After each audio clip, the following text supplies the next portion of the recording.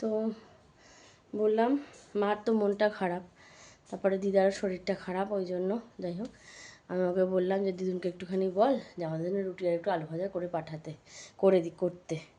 তা মা এখন একটু যাবে মন্দিরে, তাই বললো হয়ে গেছে রুটি আলু ভাজা, আমি নিয়ে আসছি।